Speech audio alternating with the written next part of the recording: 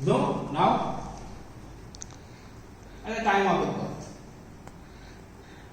this primary oocytes that is present in the ovary, which is about 2 millions of number.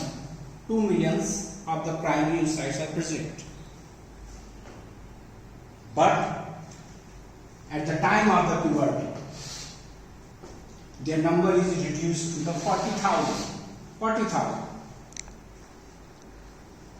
Remaining follicles are degenerated and they form the atretic follicles.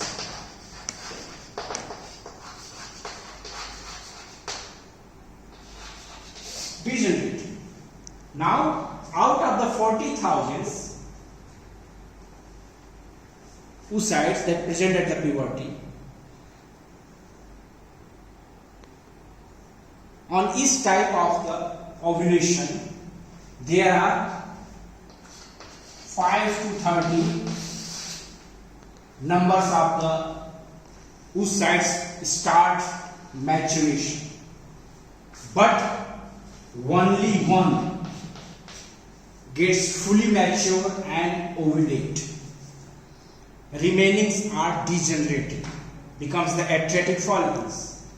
Means out of the 40,000, only 500 ovulate, reach the Graafian follicle stage.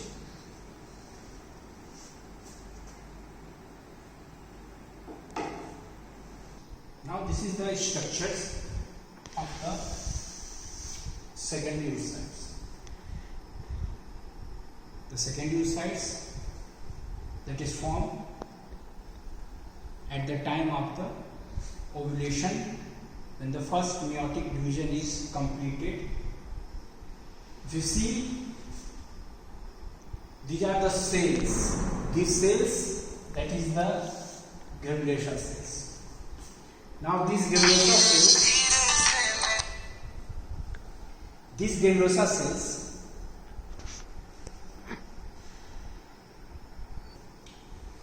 these structures, it is now known as the corona radiata, radiating from the surface. Corona radiata. These are the granulosa cells. These granulosa cells, basically these are the follicular cells.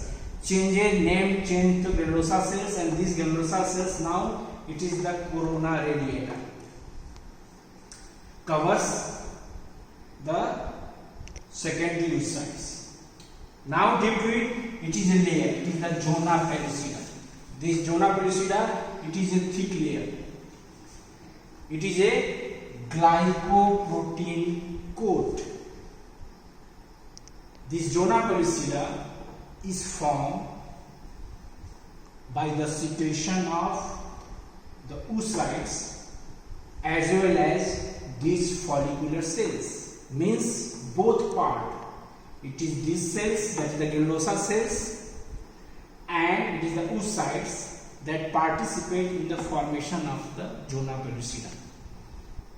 It is a glycoprotein coat and it acts as a barrier.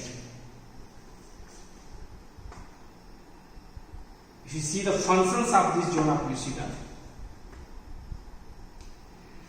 it prevents the implantation of the fertilized ovum.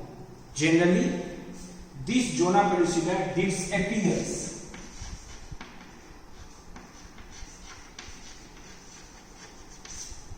at 4 to 6 days after fertilization.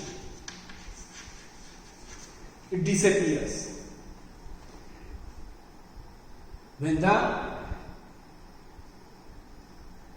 fertilized material reached in the uterus on the site of the implantations, this zona pellucida disappears. Means it prevents the implantation of the fertilized ovum,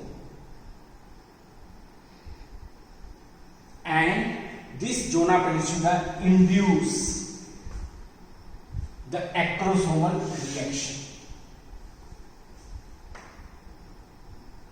Besides this, this zona pellucida only allow the sperm of the same species to penetrate this wall and enters the oocyte to fertilize it.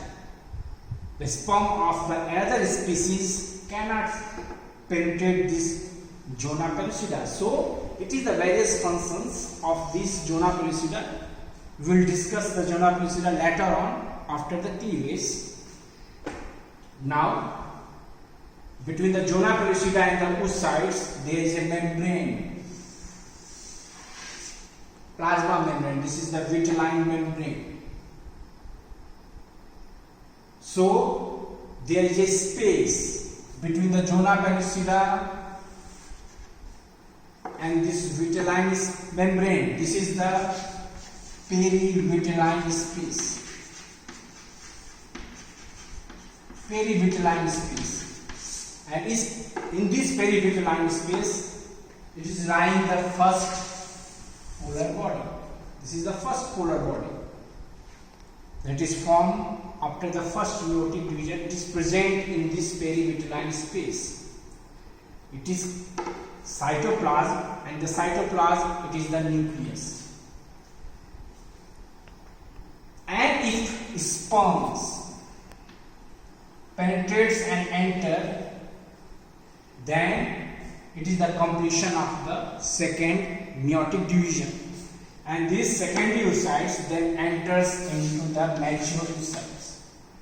There is no sperm, it is the first polar body, it is the secondary oocyte. So it is the structures of the secondary oocytes, and it is about the zona pellucida, this thick layer, glycoprotein layer that surrounds this oocyte, secondary oocytes. It is the zona pellucida.